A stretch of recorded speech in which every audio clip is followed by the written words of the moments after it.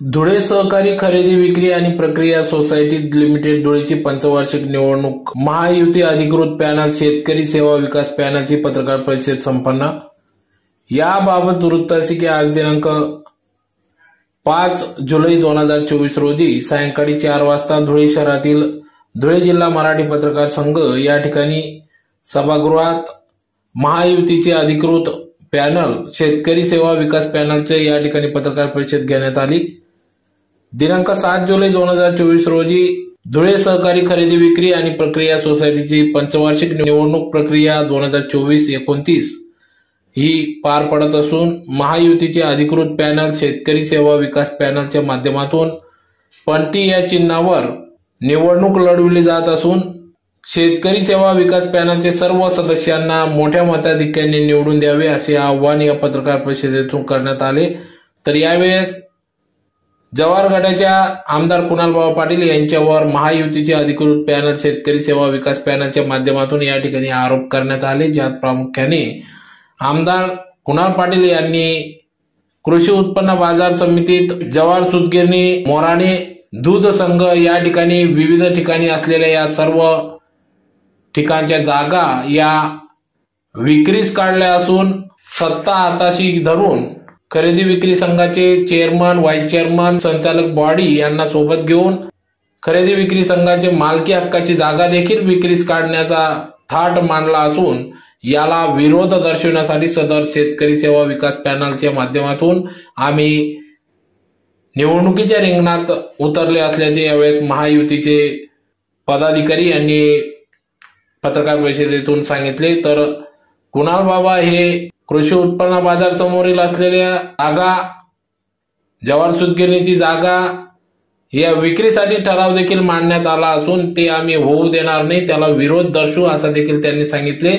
तर अशा या शेतकऱ्यांच्याच हिताच्या असलेल्या खरेदी विक्री संघाच्या जागाला देखील विकून खाणाऱ्या आमदारांचा या ठिकाणी त्यांनी विरोध दर्शवला असून शेतकरी सेवा विकास पॅनलच्या सर्व सदस्यांना निवडून द्यावे असे आवाहन देखील या माध्यमातून करण्यात आले। तर या पत्रकार परिषदेला भाजपाचे उपाध्यक्ष प्राध्यापक अरविंद जाधव, भाजपचे जिल्हा सरचिटणीस बाळासाहेब बदाने, युवा नेते राम बदाने, तालुका प्रमुख देवेंद्र पाटील, जिल्हा परिषद सदस्य आशुतोष पाटील, भाजपचे नेते तथा शेतकरी सेवा विकास पॅनलच्या माध्यमातून उमेदवारी करणारे अशोक सोडके आदी सर्व पदाधिकाऱ्यांच्या उपस्थितीत सदर ही पत्रकार परिषद संपन्न झाली। निवडणुकीच्या पार्श्वभूमीवर धुळे तालुक्यातील जनतेला, धुळे तालुक्यातील शेतकरी बांधवांना जे खरे मालक या सहकारी संस्थांचे आहेत त्यांना यांचा सगळा चाललेला सहकाराच्या उद्ध्वस्तीकरणाचा जो भाग आहे तो त्यांच्यापर्यंत जावा हा उद्देश डोळ्यासमोर घेऊन आणि भारतीय जनता पार्टीच्या आम्ही सर्व प्रमुख पदाधिकाऱ्यांनी आपल्याशी पत्रकार परिषदेच्या माध्यमातून संवाद साधण्याचा आम्ही आज ही पत्रकार परिषद आयोजित केली। आपण सगळेजण आला, आपलं सगळ्यांचं मनापासून स्वागत करू। या ठिकाणी सहकार क्षेत्रामध्ये एकंदर जवाहर गटाने जी सहकार क्षेत्राची निर्मिती केली त्या सहकार क्षेत्राच्या निर्मितीमध्ये मी पहिल्यांदा सुरुवातीला गटाच्या संदर्भामध्ये सांगतो की सहकार क्षेत्राची जी निर्मिती केली त्याच्यामध्ये बरेचसे असे प्रकल्प आहेत की ते जन्माला येण्याच्या अगोदरच मृत अवस्थेमध्ये गेले। त्याचं उदाहरण करताना तुमची ती सूतगिरणी असेल, आजमची महिला रोटोरेशीम असेल, भाजपची महिला सूतगिरणी असेल, हे सगळे उदाहरण आहेत। पण हे झाले त्यांनी जवाहरने निर्माण केलेल्या किंवा जवाहरने जन्माला घातलेल्या सहकारी संस्थांच्या संदर्भामध्ये। पण आम्ही या ठिकाणी आपल्याला फार जबाबदारीने सांगतो की धुळे तालुक्यातील शेतकऱ्यांनी सन 1928ला स्थापन केलेला धुळे तालुका खरेदी विक्री संघ, जो खरेदी विक्री संघ 2-4 वर्षात 100 वर्षाकडे वाटचाल होतो आहे, त्याचं शतक महोत्सव त्याचा आपल्याला साजरा करायचा आहे। या पार्श्वभूमीवर त्याच्याकडे थोडंसं जर आपण डोकावून पाहिलं, त्याच्याकडे सिंहावलोकन करण्याचा आपण प्रयत्न केला तर वारंवार आमच्या सगळ्या पदाधिकाऱ्यांनी वेगवेगळ्या सार्वत्रिक निवडणुकीच्या माध्यमातून सहकाराची कशा पद्धतीनं वाट लावली, मग ते माजी मंत्री आदरणीय वैदास पाटील असतील किंवा मग विद्यमान आमदार कुणाल पाटील असतील. कुणाल पाटील तर वैदास पाटलांच्या एक कडी पुढे निघून गेलेले आहे. जे वैदास पाटलांनी थोडासा सहकार क्षेत्रामध्ये सांभाळण्याचा प्रयत्न केला होता किंवा सहकार क्षेत्राला थोडासा आयाम देण्याचा त्यांनी थोडाफार प्रयत्न मंत्री असल्याच्या काळामध्ये केला होता. पण यांनी तर पद्धतशीरपणे एक एक भूखंड विकण्याचा घाट या ठिकाणी घातलेला आहे. आज जो प्रस्ताव आम्ही आपल्या समोर ठेवतो आहोत, सगळा प्रस्ताव या ठिकाणी आणलेला आहे. या प्रस्तावामध्ये त्यांनी पणन संचालक महाराष्ट्र राज्याकडे परवानगी मागितलेली आहे. तो भूखंड आहे सर्वे नंबर 289 धुळे तालुका कृषी उत्पन्न बाजार समितीच्या समोरचा तो भूखंड आहे आणि त्याचा साधारणतः तो प्लॉट नंबर आहे 289B आणि याच्यावर साधारणतः 99R जी जमीन आहे ती 99R जमीन त्यांनी मला वाटतं बीओटी तत्वावर एका ठेकेदाराला दिली. त्याच्यातून फार जबाबदारीने आम्ही आरोप या ठिकाणी करतो आहोत. त्याच्यातून साधारणतः 20 ते 25 कोटीचा बलिदान विद्यमान आमदार कुणाल पाटील यांच्या देशामध्ये होता. आणि म्हणून या निवडणुकीसाठी जो आटापिटा सहकार क्षेत्रामध्ये असं म्हटलं जातं की ज्याच्या हातात ससा तो पाहिजे. सहकार ही संस्था यांच्या हातामध्ये 10 वर्षापासून 15 वर्षापासून किंबहुना त्यांच्या वडिलांपासून 25 वर्षापासून संस्था ताब्यामध्ये आहे. अशा वेळेस टप्प्याटप्प्याने तुम्हाला एक गोष्ट लक्षात येईल की ज्यावेळेस विरोधी पक्ष स्ट्रॉंग आपल्या पुढे येतो आहे अशा वेळेस भारतीय जनता पार्टीमध्ये किंवा अन्य घटक पक्षांमध्ये जी मंडळी आता या निवडणुकीला सामोरे जाईल त्यांचं सभासदत्व कशा पद्धतीनं कमी करता येईल हा पद्धतशीर प्रयत्न त्यांनी केलेला आहे. तर आपण सगळेजण नमन करा. व्यक्तिशः सभासदामध्ये धुळे तालुक्यामध्ये एकंदर गावांची संख्या जर पाहिली तुम्ही तर 100 गाव तांडा वाड्या वस्त्या म्हणून 169च्या जवळपास सगळी गावं आहेत. पण ठराविक काही 10-15 गावांमध्ये व्यक्तिशः सभासद जे संचालक मंडळ आहे त्या संचालक मंडळाच्या कुटुंबातील स्वतः बायको मुलांच्या बायका आणि त्याच्यानंतर त्यांची जर कुणी असेल तालुक्यातलं साखर असेल तर त्यांनाही सभासद म्हणून घेण्याचा घास म्हणजे आपल्या हातात जी संस्था आहे पद्धतशीरपणे ही सगळी मतं आपल्याला कशी मिळतील आणि विरोधकांनी जरी पॅनल उभा केला तरी आपण कशा पद्धतीनं त्यांना पराभव करू शकतो याच्यासाठी आणि हा मलिदा चाटून फुटून खाण्यासाठी आपल्या मर्जीतली माणसं त्या ठिकाणी बसावी, आपला चेअरमन असावा, आपलं संचालक मंडळ असावं अशा प्रकारचं धोरण डोळ्यासमोर ठेवून कुणाल पाटलांनी या निवडणुकीला पद्धतशीरपणे व्यक्तीच्या सभासदामध्ये ही सभासदांची यादी तुम्हाला जबाबदारीने काही गावांची नावं सांगेल. त्याच्यामध्ये करवाडा आहे, चिंचखेडा आहे, बाबरे आहे. या गावांमध्ये 60, 70, 80 सभासद व्यक्तीच्या सभासद. बाकी मोठमोठ्या बाजारपेठेच्या गावामध्ये तुम्हाला 2-2, 4-4 व्यक्तीच्या सभासद नाही. ही जी परिस्थिती यांनी निर्माण करून टाकली व्यक्तीच्या सभासदांच्या बाबतीत तशीच परिस्थिती सोसायटीचे जे सभासद आहेत मग त्याच्यामध्ये जे ठराव केले जातात ते जाणीवपूर्वक आपल्या मर्जीतल्या माणसाचा ठराव करून आणि मग आपल्या ताब्यामध्ये ही सहकारी संस्था पुन्हा कशी येईल. आतापर्यंत जसं आपण सहकाराची वाट लावली तसं मग हिची कशी वाट लावता येईल आणि त्याच्यानंतर जी दुसरी संस्था आहे म्हणजे ज्या हार्ट ऑफ सिटी ज्या जमिनी आहेत तुम्हाला सांगितलं की कृषी उत्पन्न बाजार समितीच्या समोरचा हा भूखंड हा गिळंकृत करण्याचा प्रयत्न त्यांचा आहे. त्याच्यानंतर याच्या अगोदर लालबागला आपलं हार्ट ऑफ सिटी म्हणजे शहराचा अत्यंत मध्यभागी लालबागला असणारी ती आता हँडलूम आहे त्या जागेवर श्री हँडलूम ती खरेदी विक्री संघाची जागा होती ती विकली. ती पद्धतशीर तिचा बंदोबस्त करून टाकला म्हणजे तिच्या बाजूची जागा विकण्याचा घाट आता त्यांनी घातले होते. बीओटी देऊन टाकली ती पण बीओटीवर देण्याचा त्यांचा जो प्रयत्न आहे ते एकंदर आपल्या लक्षात येईल की धुळे तालुका खरेदी विक्री संघ हा सहकार क्षेत्रामध्ये त्यावेळेस सहकाराचं ब्रीद होतं. विना सहकार नाही विचार अशा प्रकारचं सहकाराचं ब्रीद होतं. अशा काळामध्ये 1928 साली उदात्त हिंदू डोळ्यासमोर ठेवून मला असं वाटतं यांच्या कुटुंबातले त्यांचे आजोबा हे तेव्हा खासदार नसताना शेतकऱ्यांची स्थापन केलेली ही सहकारी संस्था आहे आणि तेव्हापासून या संस्थेमध्ये बघा एक गतवैभव जर पाठीमागे आपण पाहिलं तर या सहकारी संस्थांच्या माध्यमातून शेतकऱ्यांना खते, बी बियाणे, कीटकनाशके रास्त भावामध्ये मिळायचं, एवढा चांगला नफ्यामध्ये असणारा हा सहकारी प्रकल्प होता, हा संघ होता. आणि याला दिवसेंदिवस कशा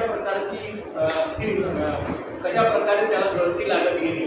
आणि आज काय परिस्थिती आहे, तर संचालक मंडळाला बसण्यासाठी पुरेशा खुर्च्या नाही, संचालक मंडळाला बसण्यासाठी जागा नाही, इतकी अवस्था वाईट आहे. तरी सुद्धा मला संचालक का व्हायचं आहे, म्हणजे त्यांच्या प्रस्थापितांच्या कोटातून ठराविक माणसांना संचालक किंवा चेअरमन का करायचे आहे. कारण आता जे काही हमी भावाचे ज्वारीची खरेदी असेल, बाजरीची खरेदी, मक्याची खरेदी असेल, या ज्या खरेदी विक्रीच्या माध्यमातून आमचे संचालक त्या ठिकाणी पद्धतशीरपणे मग ते त्याच्या नेत्याच्या आशीर्वादाने त्या संचालकाच्या नावावर, ज्या संचालकाच्या नावावर 10-15 एकर जमीन आहे, तो 100 क्विंटल 200 क्विंटल मका तिथे कुठून लावतो, कसा लावतो, धुळे कृषी उत्पन्न बाजार समितीतून तो विकत घेतो आणि पद्धतशीरपणे हजार क्विंटल पर्यंत मजल गेली. मग यांना काय उत्पन्न, हे आपले बगलबच्चे कशा पद्धतीने पोचले गेले पाहिजे, आपल्या बगलबच्च्यांची व्यवस्था झाली पाहिजे आणि मग आपलं राजकारण शाबूतपणे चाललं पाहिजे. जो मोठा मलिदा आहे तो पद्धतशीरपणे आपल्या खिशामध्ये पडला पाहिजे, अशा प्रकारचं धोरण यांचं आहे. आणि म्हणून या संस्थांमध्ये यांना किती इंटरेस्ट आहे बघा. कृषी उत्पन्न बाजार समिती असेल, खरेदी विक्री संघ असेल, यांच्यात त्यांना किती इंटरेस्ट आहे. मग अयोध्या वारी सुरू आहे सभासदांची, कदाचित आपल्याला माहीत नसेल. आता श्री प्रभू रामचंद्रांच्या दर्शनासाठी त्यांनी ते मतदार दिलेले आहे.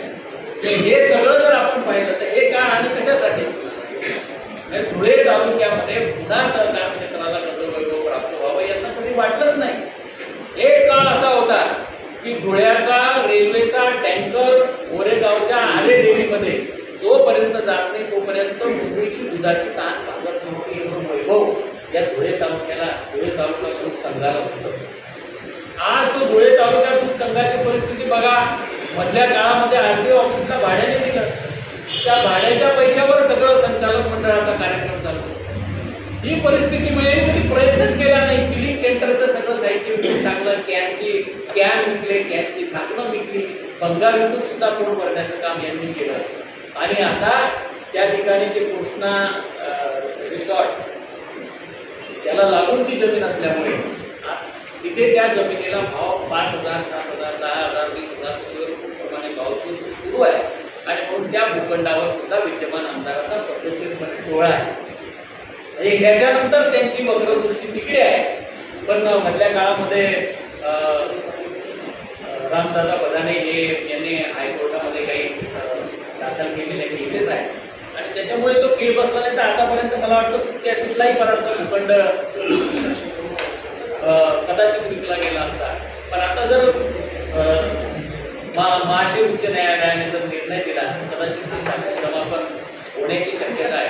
आणि म्हणून आपलं सहकार्य आम्हाला याच्यासाठी लागणार आहे की या तालुक्यामध्ये वारंवार आम्ही जनतेला सांगतो आहोत की ही लोक सहकार क्षेत्राची वाट लावणारी ही लोक पुन्हा एकदा जर बसली तर हे कशा पद्धतीने कार्यक्रम लावतील. म्हणून आपण यांना या सरकाराच्या सत्तेपासून लांब ठेवा ते आम्ही सातत्यानं सांगण्याचा प्रयत्न करतोय. आमचे जे जेवढं पॅनल आहे सगळे सन्मान्य पदाधिकारी त्या पॅनलच्या बरोबर सभासदांच्याकडे जाऊन येत आहेत. सभासदांच्या मनात पण ही गोष्ट आहे पण ती मतात आली पाहिजे. याच्यासाठी आपली मदत आम्हाला लागणार आहे.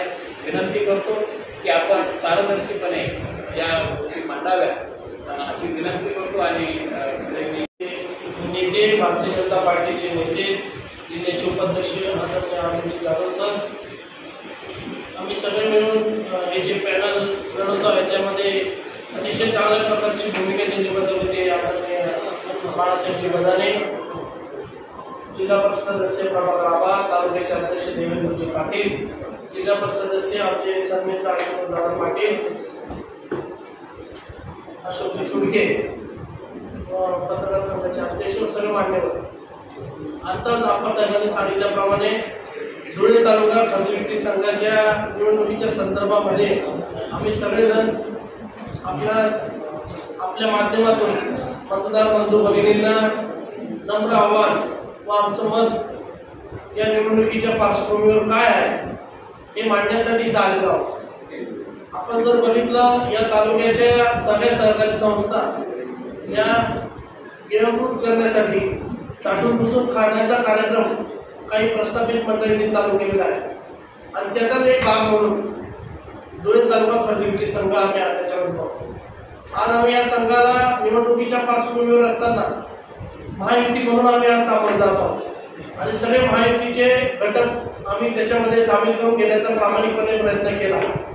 पण व्यक्तीच्या मतदारसंघामध्ये जर आपण पाहिलं तर आपल्या जुना इतिहास या संघाचा जर बघितला तर माझे आजोबा कैलासवासी अण्णासाहेब दवा पाटील यांच्या विचाराची जेव्हा या संघात सत्ता होती तेव्हापासून सभासद संख्या जर बघितली तर 2600च्या जवळपास हे सभासद संख्या ही मागच्या 2 वर्षापूर्वीच्या 2 पंचवार्षिकच्या पहिल्यापर्यंत 2628 पर्यंतचा सभासद संख्या होती.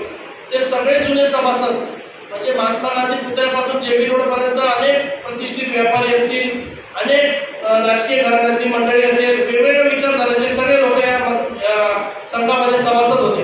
पण ते सगळ्या लोकांना तिथं कमी करून टाकलं आणि त्यांच्या जवळचे नोकरीला असलेले, त्यांचे नोकरीवर असलेले त्यांचे नातेवाईक अशा लोकांना म्हणजे त्यांचे आमचे जे काही मित्र जवाहर गटामध्ये असतील विचारे त्यांना देखील तिथून उडवून टाकलं.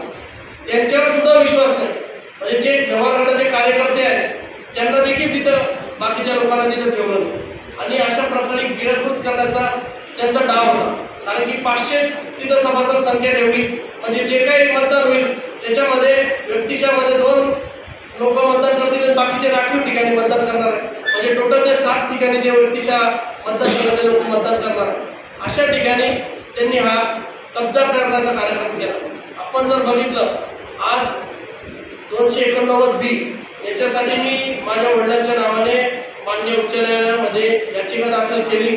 त्यांनी सरकारकडे मागणी केली की या जागेला आम्हाला बीओटी तत्वावर मान्यता मिळावी. सरकारने मान्यता देखील दिली.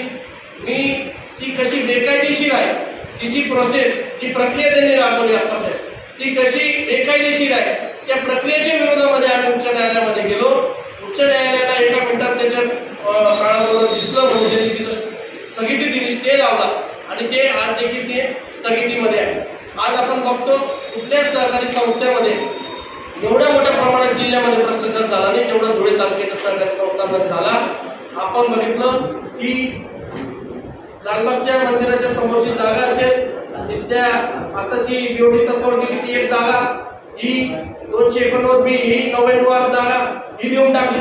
जव्हार सुतगिरणीची 8 एकरची जागा ती देखील ठराव केला गेलेला आहे. तिचा देखील ठराव शासन दरबारी पेंडिंग आहे. तिचं पण थोड्या दिवसात NOC आलं तर ती देखील विकायला काढणार आहे. म्हणून या सहकारी संस्था ज्या शेतकऱ्यांच्या जीवावर उभ्या राहिल्या आणि ज्यासाठी आपल्या सगळ्या वाडवडिलांनी पूर्वजांनी तिथं हस्ता काढल्या आणि सगळ्यांनी पैसे गोळा करून त्या सहकारी संस्था उभारण्यास आणल्या होत्या, ज्याचा उद्देश हा सर्वसामान्य शेतकऱ्याला मका, ज्वारी, बाजरी, कापूस हे खरेदी करण्यासाठी मिळावा. तिथं शासन दरबारी जी काही खरेदी फेडरेशनच्या माध्यमातून राबवली जाते ती फेडरेशन या खरेदी संस्थांना सब एजंट म्हणून नेमते आणि ती खरेदी करून घेतं. जितके गोडाऊन होते ते सगळे गोडाऊन त्यांनी जमीनदोस्त करून टाकले. आज संचालक मंडळाकडे बसायला देखील जागा नाही आणि 1000 स्क्वेअर फूटचं फक्त एवढ्या सगळ्या जागेत यांना 3 कोटीचे डिपॉझिट आणि 1000 स्क्वेअर फूटचं एक ऑफिस, याच्या व्यतिरिक्त ती सगळी ऑफिस आणि बाकीचे गाळे हे सगळे समोरच्या व्यावसायिकाला जो डेव्हलपमेंट करणार होता त्याला देऊन टाकलेला आहे 99 वर्षासाठी. म्हणून याच्यात 50 कोटी रुपयाचा मलिदा या तालुक्याचा आमदार ज्याच्या आश्रयाखाली बॉडी तिथं काम करत होती मागची तिला भेटणार आहे, त्याचा माझा आमचा स्पष्ट आरोप आहे. 25 ते 50 कोटी रुपयाचा व्यवहार आज तिथं झालेला आहे आणि अनेक धुळ्यामधले व्यावसायिक होते ज्यांच्याकडे त्यांनी हे प्रपोजल घेऊन गेले पण त्यांनी ते प्रपोजल नाकारलं. पण संबंधित काही लोकांना त्यांना मुंबईला ते भेटले, त्यांचे काही बंधू मुंबईमध्ये असतात, त्यांनी ते प्रपोजल तिथं फायनल केलं आणि तिथं मोठ्या प्रमाणात आर्थिक तिथं व्यवहार त्यांनी घडवून आणला. आज आपण प्रामाणिकपणे जिथं आम्हाला माहिती आहे की पॅनल उभं राहत असताना आमची पॅनलची अवस्था काय, मतदार किती प्रमाणात आमच्या विचाराचे आहे, समोरच्या विचाराचे आहे, काही संघ चांगला चालावा याच्यासाठी बिनविरोध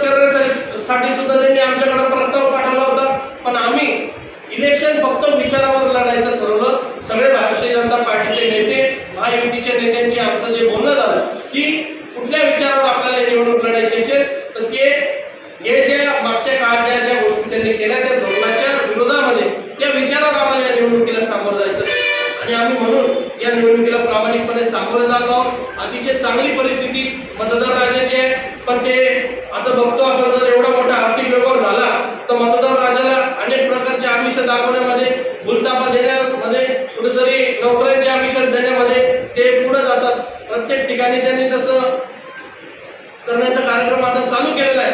आपण सांगितल्याप्रमाणे अयोध्येला आणि मथुरेला तिकडे ते मतदार राजांना आता सहलीला घेऊन गेले, पण आमच्यामुळे मतदार राजाला तेवढी सहल तरी करायला भेटते। आम्ही जर इलेक्शन लावलं नसतं तर ते 500,000 जे लोक आहेत त्यांना देखील त्यांनी विचारलं नसतं।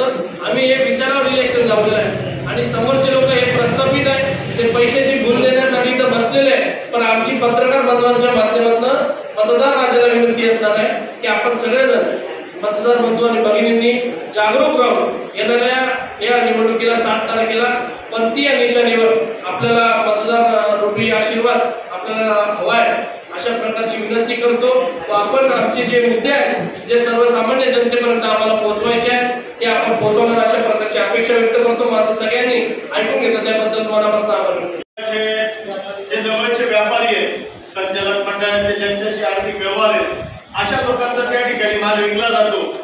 म्हणून आम्ही हा सर्व खटाटोप खऱ्या शेतकऱ्यांचा माल म्हणजे त्या संघाची जी स्थापना झाली आहे की शेतीमालाला चांगला भाव मिळावा म्हणून जे खरं उद्दिष्ट हे होतं की शेतकऱ्यांना त्यांना लागणाऱ्या वस्तू शेतीवर आधारित जे उद्योग होते, जे खतं असतील, बीजवाई असेल, हे स्वस्त भावात मिळावं हा उद्देश साध्य करण्यासाठी शेतकऱ्यांना तो लाभ पोहोचवण्यासाठी म्हणून आमचा हा अतिशय प्रामाणिक प्रयत्न आहे।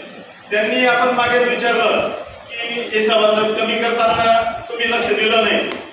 काय होतं, जनरल बोर्डचा ठराव परस्पररित्या कुठेही प्रसिद्ध न करता करून घ्यायचा आणि त्या जनरल बोर्डच्या ठरावामध्ये काही 20 रुपयांनी शेअर्स रक्कम वाढवून घ्यायची आणि परस्पर त्यांचे सभासद करायचे, बाकीच्यांना उडवून द्यायचं अतिशय चुकीच्या पद्धतीने।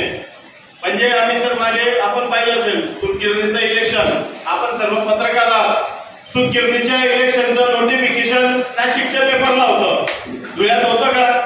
म्हणजे इतक्या लोकशाहीला मारक अशा पद्धतीने कारभार हा जेव्हा विरोध करतोय आपण पाहिलं, ही लोकशाही जिवंत ठेवण्यासाठी म्हणून आमचा प्रामाणिक प्रयत्न आहे, आम्ही विकला गेला पाहिजे म्हणून पॅनलला मतदान करावं। पारदर्शकपणे तिथं प्रक्रिया राबवली गेलेली आहे, तिच्या ऑनलाईन त्याच्यात आता ऑनलाईन पद्धतीने ऍप वरून आपल्या मोबाईलवरून शेतकरी त्याची नोंदणी करू शकतोय, त्याचे अपडेट जर दिले झाले, आपल्या गोष्टीचं कागद केले तर येणाऱ्या काळामध्ये 24-25 सालासाठी ते इस्टामेंट दिलं आहे। मुळात इस्टामेंट नाहीच आहे, मागे त्याला विहीर हा शासन धोरण आहे। त्यामुळे जास्तीत जास्त विहिरी आणि गाळी जिल्हा परिषदेच्या विकास आहेत ना, ह्या आम्ही जिल्हा परिषद मान्यता आहे, आम्ही त्या केल्याच आहे। पण कोणत्याही शेतकऱ्यांच्या सर्वांगीणासाठी हे लॉंग टर्म धोरणं आपल्याला आणि हे लॉंग टर्म धोरणं ही केंद्र शासन राज्य शासन असतात। केंद्र शासनाने मागच्या 10 वर्षाच्या काळामध्ये अनेक शेतकरी हिताच्या योजना राबवल्या देखील आहेत। त्याच्यावर आता इथं उहापोह करता येणार नाही, फार मोठा विषय आहे, पण केलं नाही असं नाही आणि खायचा आणि ही महाराष्ट्राच्या गॅजेटमध्ये कायमस्वरूपी दुष्काळी तालुका होती। आपण पाहिलं असेल, एक दुष्काळ आला तरी 100 गावांना टँकर लागतात। ही अवस्था कोणामुळे होती? आज त्यांना अधिकार आहे का भाजपला विचारायचा? भारतीय जनता पक्षाच्या सर याच्यावर मला त्यासाठी आम्ही दुष्काळ सदृश तालुका म्हणून मंजुरी मिळवली। मुंबईला गेलो, अनिल पाटील साहेबांची भेट घेतली, आपल्याच पत्रकामधून पेपरातून तो सिद्ध झालेलं आहे, ते पत्र पण दाखवलं तुम्हाला मुंबईच्या मदत व पुनर्वसनाचे मुख्य सचिवांचं की आपल्याकडे अडचण अशी होती, याला दुष्काळी तालुका जाहीर करायला 20% कमी पाऊस पाहिजे, नाहीतर सरासरी 21 दिवस पावसाचा खंड पाहिजे। मिळण्यासाठी शेतकरी विकास मेळाव्याच्या माध्यमातून आम्ही शेतकरी सेवा विकास मेळाव्याच्या माध्यमातून ह्या निवडणुका संपतात। या अगोदर सरांनी असे आरोप केले की आमदारांनी अनेक संदर्भात सविस्तर पुराव्यांसह ज्येष्ठ नेते जाधव साहेबांनी मांडलेले आहे। याचं सर्वेक्षण मला देखील केलेलं आहे आणि हे जगजाहीर आहे। हे काही 2-4 दिवसाचं काम नाही. गेल्या अनेक वर्षापासून या गोष्टी आपल्या समोर घडत आहेत, आपल्या समोर दिसत आहेत. त्याच मांडण्याचा प्रयत्न केला आहे आणि हेच आम्ही ह्या पत्राच्या मतदार हिरे बोल. जसं रामदासांनी किंवा सरांनी आक्षेप मांडला होता की ठराविक पद्धतीने इथं मतदार वगळला गेला आणि काही मतदार ॲड केला गेला. म्हणजे अतिशय सुसूत्रपणे पहिल्यापासून हे प्लॅन केलेला हा विषय आहे. त्यामुळे प्रतिनिधित्व जे मिळालं आहे तिशा मतदारसंघामध्ये ते अतिशय जवळच्या लोकांनाच त्यांना सांगून घेतलं आहे. त्याच जोरावर ते म्हटलं आहे किंवा हे आम्ही त्याच्या जोरावर पराभव आणि विजय हा विषय नंतरचा आहे. पण आपली भूमिका घेऊन आपण समाजासमोर शेतकऱ्यांसमोर जाणं हे आपलं कर्तव्य होतं आणि आम्ही समोर